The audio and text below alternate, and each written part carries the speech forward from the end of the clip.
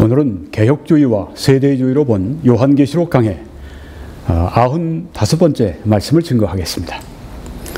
오늘 제목은 어린 양의 혼인잔치에 초대받은 복된 자들, 이런 제목이 되겠습니다. 본문 말씀은 요한계시록 19장 9절 10절 말씀, 제가 받들어 읽겠습니다. 천사가 내게 말하길 기록하라. 어린 양의 혼인잔치에 청함을 받은 자들은 복이 있도다 하고 또 내게 말하되 이것은 하나님의 참되신 말씀이라 하기로 내가 그 발 앞에 엎드려 경배하려 하니 그가 나에게 말하기를 나는 너와 및 예수의 증언을 받은 네 형제들과 같이 된 종이니 삼가 그리하지 말고 오직 하나님께 경배하라. 예수의 증언은 예언의 영이라 하더라. 본문 말씀입니다. 오늘 여기 복이 있도다는 말씀이 있는데요. 요한계시록에 8복이 있는 것을 아십니까? 네, 복이 있도다 8번이 이렇게 나와 있는 말씀이 있습니다. 그래서 우리는 이것을 계시록의 8복이라고 그렇게 말을 합니다. 계시록의 8복 가운데 네 번째 것이 바로 오늘 이 말씀입니다. 어린 양의 혼인잔치에 청함을 받은, 초대를 받은 그 사람들은 복이 있도다 하는 말씀입니다. 여기 어린 양의 혼인잔치에 청함을 받은 자들은 과연 누구일까요? 무천년설에 윌리엄 핸드릭슨 박사는 여기에 청함을 받은 사람들은 부름을 받은 성도들을 가리킨다, 그렇게 말을 했습니다.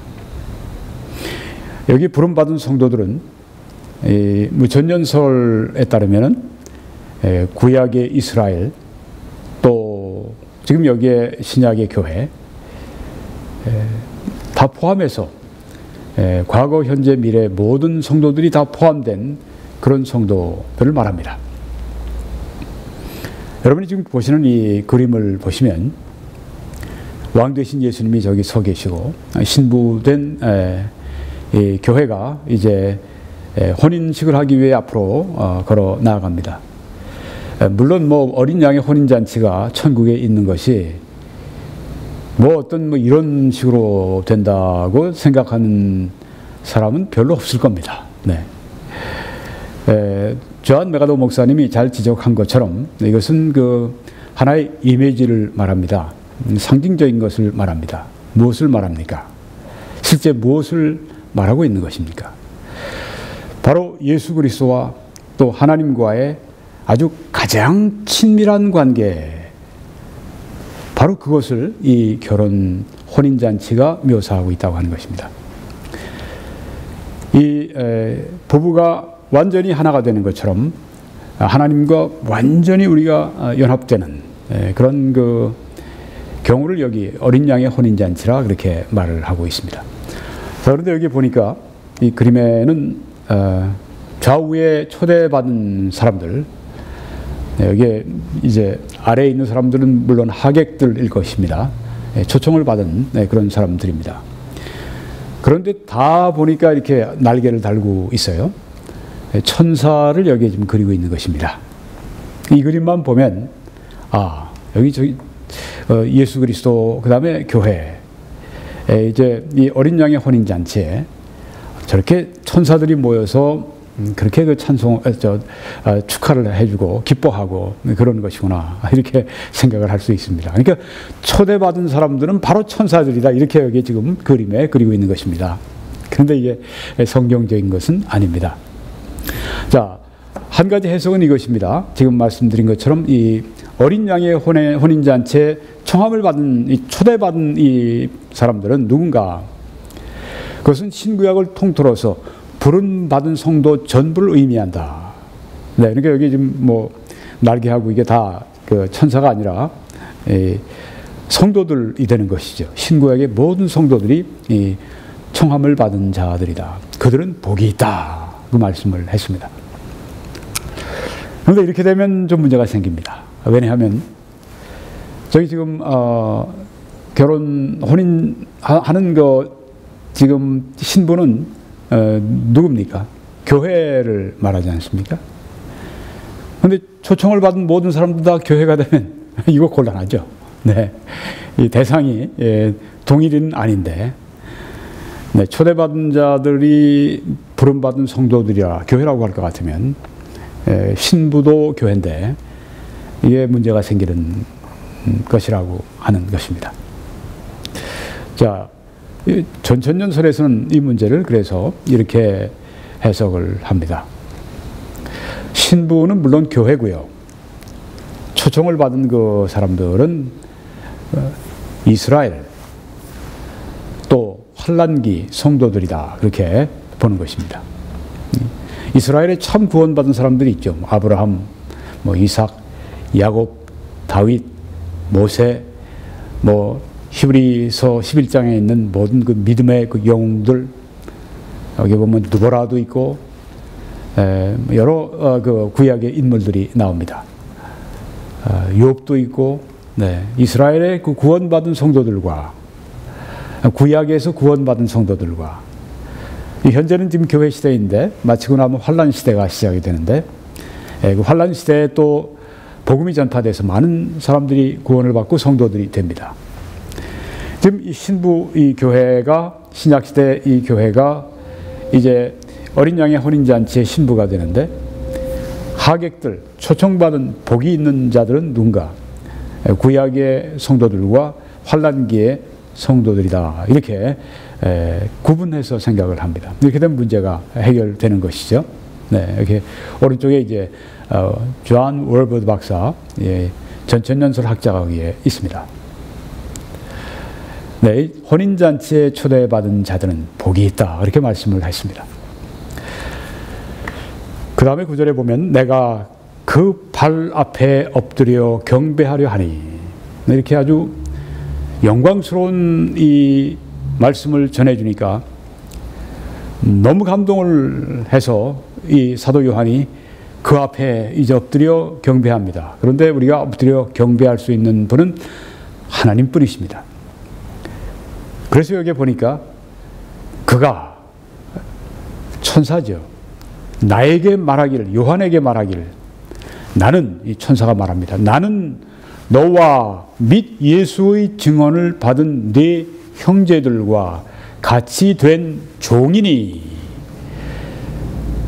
당신들도 예수 그리스도의 종인 것처럼 우리 천사들도 예수 그리스도의 종입니다. 그래서 삼가 그리하지 말고, 나를 경배하고 그러지 말고 오직 하나님께 경배하라. 그렇게 말을 해 주었습니다. 천사들은 여기에 보니까 같이 된 종이다. 이렇게 말을 합니다. 네, 같이 된 종. 이것은 이 헬라어로 순둘로스라고 그렇게 말을 하는데요. 영어로는 이제 fellow servant 그렇게 말을 합니다. 같이 된 종이다. 둘로스라고 하는 말만 따로 하면 이제 종이 되는 것입니다. 이 종은 자유가 없습니다. 종은 자기가 가지고 있는 재산이 있어도 자기 것이 아닙니다. 종은 자기의 시간도 자기 것이 아닙니다. 종은 자기의 재능도 자기 것이 아닙니다. 종의 모든 것은 다 주인에게 속해 있습니다. 종은 주인의 재산입니다. 그 종의 생명 자체도 주인 것입니다. 자, 이런 그 시대에 약 2000년 전 그때 시대의 그 종의 개념을 우리가 가지고 이 말씀을 이해해야 합니다. 완전히 노예가 되어 있는 것을 말하는 것입니다. 성경에 보면 성도들을 가리켜 이렇게 말씀했습니다. 너희는 너희의 것이 아니라 값으로 주고 산 것이 되었으니, 그 값은 무슨 값입니까? 예수 그리스도의 피값을 말합니다. 그 피값을 주고 산 것이 되었으니 이제는 너희 것이 아니라 그런즉 이제 너희 몸으로 하나님께 영광을 돌리라고 말씀을 했습니다. 우리는 더 이상 우리의 것이라고 주장하는 우를 범해서는 안 됩니다. 나의 모든 시간, 나의 모든 영향력, 나의 모든 재능, 나의 모든 재물, 나의 모든 생명, 나의 모든 몸, 나의 모든 영혼, 이 모든 것이 다 하나님께 완전히 속해 있다. 나는 그래서 그리스도의 종이다. 그렇게 말을 해야 합니다. 뭐 목사님들 또 혹은 뭐 예전에 사도들, 사도 바울 이런 분들만 다 하나님의 종이 아니라 우리 모두가 종이라고 성경에 말씀합니다. 너희는 너의 것이 아니라 그런즉 값으로 주고 산 것이 되었으니 하나님의 소유가 되었으니 모든 것이 다 하나님께 속해 있습니다. 우리는 종으로서 살아야 합니다. 그런데 하나님께 종이 돼서 살면 우린 가장 자유하는 사람이 될 수 있습니다. 왜냐하면 아들이 너희를 자유케 하면 너희가 자유하리라고 말씀했습니다. 우리가 아들의 뜻 가운데 살고 우리가 아들의 명령과 아들의 인도하심 속에 살면 그 하나님의 아들이 우리를 자유하게 하신다고 말씀했습니다. 주의 영이 계신 곳에는 자유함이 있다고 말씀했습니다. 진리가 너희를 자유하게 한다고 말씀을 했습니다. 그러니까 여기에 종된 개념은 억압받고 이 종된 개념은 이제 정말 행복을 잃어버리고 이제 불행하게 살아가는 그런 의미가 전혀 아닌 것입니다. 우리가 하나님의 종이 되면 될수록 더 충실스러운 충성스러운 종이 되면 될수록 더욱 더 우리는 자유를 만끽하고 자유를 누리고 해방을 누리고 기쁨을 누리고 사랑과 평화를 누리는 그런 존재가 될 수 있을 것입니다. 성령의 충만함을 받으라고 하는 말씀이 바로 그런 뜻인 것입니다. 성령으로 지배를 받으라. 예수 그리스도로 지배를 받으라. 너희가 너희 주인이 되고 너희 자신을 주장하지 말고 너희는 바로 성령의 지배 가운데 살라. 예수 그리스도의 종이 되라. 이렇게 될 땐 너희들에게 사랑, 희락, 화평, 오래 참음, 자비, 양선, 충성, 온유, 절제와 같은 그런 열매가 맺힐 것이고 너희들은 하나님의 종으로서 하나님의 능력 가운데 쓰임받는 이 세상에 정말 빛과 소금이 되는 이 세상에 정말 하나님의 의의 병기로 살아갈 수 있는 그런 특권이 주어진다고 말씀하는 것입니다. 둘러스 종이 돼야 합니다. 여기 천사는 난 너희와 같이 된 종이다. 그렇게 말을 했는데요. 둘로스가 돼야 합니다. 오늘 여러분 이 시간부터 나는 하나님의 둘로스다. 나는 예수 그리스도의 둘로스다. 나는 성령 하나님의 둘로스다. 나는 종이다. 난 종으로 살기 원한다. 그렇게 여러분 선언하시고 그렇게 매일매일을 사시는 순간순간을 사시는 여러분과 제가 되기를 바랍니다.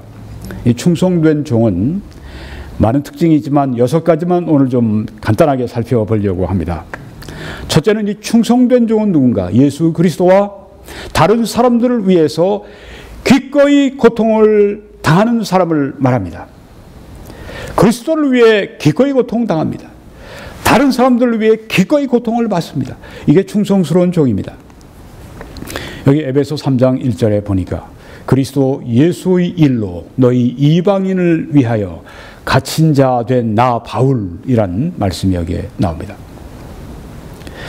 이방인을 위해서 여기 갇힌 자는 옥에 갇혀 있는 것을 말하는 것입니다. Prisoner of Christ 그렇게 말을 했습니다. 예수 그리스도의 그분에게 속한 감옥에 갇힌 자 이런 뜻입니다. 그런데 왜 그렇게 됐습니까? 이방인 때문에 그렇게 됐다고 말씀을 합니다. 바울은 기꺼이 예수 그리스도를 위해서 이방인 또 다른 사람들을 위해서 감옥에 갇힌 일도 주저하지 않고 그것을 오히려 기쁨으로 여기고 달게 받았던 것을 여기 볼 수가 있습니다. 이게 바로 충성스러운 종의 첫 번째 특징입니다. 두 번째 특징은 무엇입니까? 충성스러운 종은 하나님의 주권을 신뢰합니다. 하나님의 주인 되심, 하나님의 나를 향하신 모든 권리를 신뢰한다고 하는 것입니다. 이 말씀에 보니까 좀 전에 읽었던 동일한 말씀입니다. 그리스도 예수의 일로 너희 이방인을 위하여 갇힌 자 된 나 바울이라고 말씀을 했습니다. 그리스도 예수의 일 때문에 그렇게 됐다고 말씀합니다. 감옥에 갇혀 있는데 이거 뭐 즐겁고 기쁜 일이 절대 아닙니다. 명예스러운 일도 아닙니다. 그런데 예수 그리스도의 일 때문에 내가 갇혀 있다. 바울이 갇혀 있는 것도 이유가 있습니다. 왜요? 예수 그리스도 때문에, 예수 그리스도의 일 때문에 갇혀 있다고 그렇게 보는 것입니다. 이게 바로 하나님의 주권을 말하는 것입니다. 갇힌 자 된 경험, 여러분에게 어떤 육신의 핸디캡이 있을 수도 있습니다.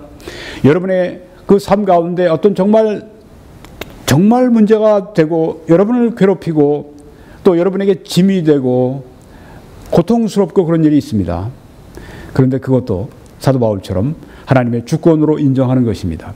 하나님의 뜻이 이루어지기 위해서, 하나님이 나를 통해 영광 받으시기 위해서 나는 갇히는 일도, 나는 고통을 받는 일도 나는 하나님의 주권 속에 이해합니다. 나는 그것을 내 자신의 개인적인 슬픔과 또 실패와 고통으로 여기는 것이 아니라 하나님의 영광을 위해서, 그리고 하나님의 계획이 이루어지도록 하는 일에 내가 기꺼이 내 자신을 드립니다. 바로 이것이 내 생애에서 일어나는 모든 일에 대해서 내가 이것을 내 주관으로 판단하는 것이 아니라 하나님의 영광, 하나님의 일, 바로 그리스도를 위해서 결정한다고 하는 것입니다. 생각한다고 하는 것입니다. 그리스도를 위해서라면 감옥에도 좋고 그리스도를 위해서라면 무엇인지 좋습니다. 하나님의 주권이라면 내가 어떤 상황 가운데 있어도 좋습니다. 바로 하나님의 주권을 그 삶 가운데서 하나하나 인정하는 그런 모습을 여기서 우리가 볼 수 있는데, 이게 충성스러운 종의 특징이라고 하는 것입니다. 세 번째는 충성스러운 종은 하나님에 의해서 만들어진다고 성경에 말씀합니다. 에베소 3장 7절에 이 복음을 위하여 그의 능력이 역사하시는 대로 내게 주신 하나님의 은혜의 선물을 따라 내가 일꾼이 되었노라고 말씀했습니다. 내가 일꾼이 되었다. 하나님의 은혜의 선물을 따라 일꾼이 되었다고 말씀을 하는데요. 여기 되었다 하는 것은 만들어졌다 하는 그런 뜻입니다. 하나님의 은혜의 선물을 따라 내가 일꾼으로 만들어졌습니다. 누가 충성스러운 하나님의 종인가? 하나님의 역사로, 그리고 하나님의 은혜로 그렇게 일꾼이 되는, 하나님에 의해서 일꾼이 되는 것을 말합니다. 하나님의 일꾼 되는 것은 사람이 원한다고 되는 것이 아니라 하나님의 능력과 하나님의 택하심과 또 하나님의 은혜로 된다고 하는 것을 본문이 말해주고 있습니다. 네 번째는 충성스러운 하나님의 종은 하나님의 능력을 통해서 이 일을 하는 것입니다. 내 능력이 아니라 하나님의 능력으로. 그래서 이 복음을 위하여 그의 능력이 역사하시는 대로 하고 여기에 말씀합니다. 하나님의 참된 종은 자신의 능력을 사용하지 않고 하나님의 능력에 의해서 사용되어지는 종입니다. 여기 성경에 이 복음을 위하여, 복음 전파를 위해서 내 웅변이나 내 지식이나 내 어떤 영향력이나 내 혹은 재물이나 모든 것이 다 2차적으로 쓰임받을 수 있지만 무엇보다 다 먼저 하나님의 능력이 내 안에서 효과적으로 역사하심에 따라 그렇게 일꾼으로 산다고 하는 것입니다. 우리는 하나님의 능력으로 일하기 위해서 하나님 앞에 많은 시간을 기다리고 하나님의 능력을 구하고 구하는 자에게 성령을 주시지 않겠느냐는 말씀을 우리가 붙들고 많은 시간 하나님 앞에 능력을 주시도록 하나님을 의지해야 할 줄 믿습니다. 충성된 종은 다섯 번째 특징이 겸손함이라고 하는 것입니다. 겸손합니다. 충성된 종은 모든 성도 중에 지극히 작은 자보다 더 작은 나에게 이 은혜를 주신 것은, 문법적으로는 좀 말이 안 됩니다. 그렇죠? 지극히 작은 자, 제일 밑바닥인데 그거보다 더 작다고 그랬으니까 여기에 무엇을 의미하고 있습니까? 문법적인 걸 보려고 하지 마시고, 가장 작은 자보다 더 작은 나라, 아주 그 겸손함이 여기 보이지 않습니까? 그걸 보시라고 하는 겁니다. 네, 강조법입니다. 사도바울과 같이 가장 뛰어난 종이, 모든 성도 가운데 가장 뛰어난 종이 어떻게 자기를 표현했는가? 지극히 작은 그런 성도보다 더 작은 나에게 이 은혜를 주신 것은 아주 깊고 깊은 겸손이 여기 보입니다. 아주 바닥을 치는 겸손이 여기에 보입니다. 충성스러운 하나님의 종 바울은 이 겸손을 우리들에게 충성스러운 종으로, 그 특징으로 보여주고 있습니다. 여섯 번째로는 충성스러운 하나님의 종은 이타적입니다. selfless, 사심이 없습니다. 너희를 위한 나의 여러 환난에 대하여 낙심하지 말라. 이는 너희의 영광이니라. 사도 바울이 얼마나 많은 환난을 당했습니까? 매도 맞고 감옥에도 갇히고 배고픔과 파손함과 배신을 당함과 아시아에서는 너무너무 환난을 당해서 살 소망까지 끊어졌다고 그렇게 사도 바울은 아마 그리스도인 가운데 제일 고난을 많이 받은 사람 가운데 대표적인 분일 것이라고 생각합니다. 그런데 나의 여러 환난에 대하여 낙심하지 말라. 이는 너희의 영광이니라. 사도 바울이 환난을 받으면 받을수록 성경에 말씀하신 것처럼 내가 이렇게 그 아시아에서 당한 고난 때문에 살 소망까지 끊어졌는데 죽고 싶은 그런 그 지경까지 그렇게 고통에 아주 그냥 그 끝자락까지 갔었는데 이는 부활하신 그리스도 하나님의 능력을 의지하게 하려 하심이라. 살아계신 하나님의 능력을 의지하게 하려 하심이라. 그렇게 깊은 환난은 하나님을 의지하게 만드는 그런 수단이 되었다고 하는 것이죠. 그래서 내가 받은 그 환난 때문에 난 하나님을 의지하게 되고 하나님의 영광을 위해 쓰임받을 수 있고 바로 그것이 너의 영광으로 나타난다. 그렇게 말합니다. 그러니까 내가 받는 환난 때문에 스스로 셀프 피티, 그래서 자기 자신에 대해서 아주 그냥 자기 연민, 그냥 아주 내가 참 불쌍해. 내가 정말 불쌍하고 내가 왜 이런 인생을 살아야 돼? 왜 내가 이런 인생을 살아야 돼? 너무 불쌍하고 너무 아주 정말 초라하고 너무너무 형편없고 이런 셀프 피티가 아니라 그 환난을 당하면 당할수록 이것이 바로 성도들에게 영광으로 나타나는구나 생각을 하면서 내 환난 때문에 다른 사람들이 영광을 받고 다른 사람들이 더 유익하게 되면 그 환난도 감수하는 그런 이 selfless, 이기심이 없고 사심이 없는 이타적인 그런 모습을 여기에 보여주고 있습니다. 대표적인 하나님의 충성스러운 종, 오늘 이 사도 바울의 이 6가지 충성스러운 일꾼의 특징을 말씀을 생각해 보았습니다. 마지막으로 예수의 증언은 예언의 영이라 하더라 하는 이 말씀을 설명드리고 마치겠습니다. 이 말씀이 참 많은 사람들이 어려워합니다. 근데 뭐 그렇게 어렵지 않습니다. 여기 예수의 증언은 구원의 복음을 말합니다. 예수님 말씀하신 게 구원의 말씀, 구원의 복음을 전해 주신 것이죠. 자, 예수의 증언은 예언의 영이라. 그럼 예언의 영은 무엇인가? 신구약 성경 이 말씀의 중심 주제라고 하는 것입니다. 예언은 꼭 뭐 성경에 나오는 전체 예언이 25%인데 그것만 우리가 예언으로 꼭 작게는 그렇게 생각하고 넓게는 신구약 말씀을 전체를 그렇게 많은 성경학자들이 설교자들이 그렇게 이해를 합니다.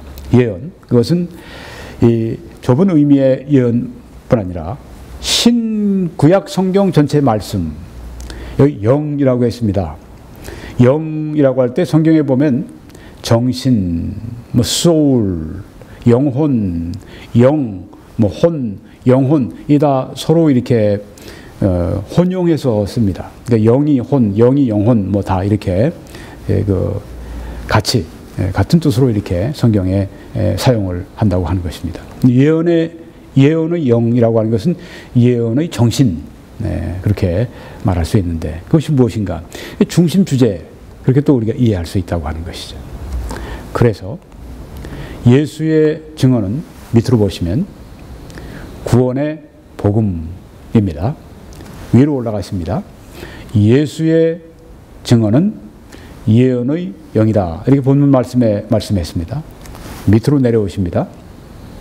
그래서 구원의 복음, 예수의 증언은 구원의 복음이니까 구원의 복음은 오른쪽으로 가십니다.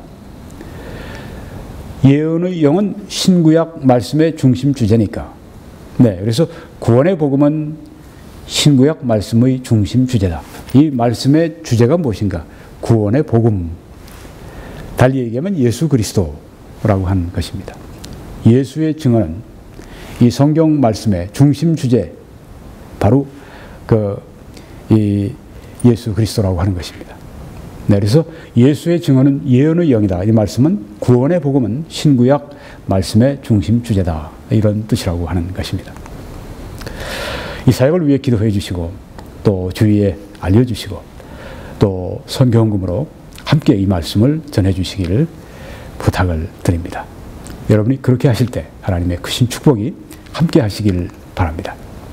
이 웹사이트에 들어오셔서 저기 김홍기 목사 방송 동영상 전체 목록 클릭하시고 다른 말씀들을 시청해 주시기를 바랍니다. 하나님의 크신 축복이 여러분들과 함께 하시기를 축원합니다.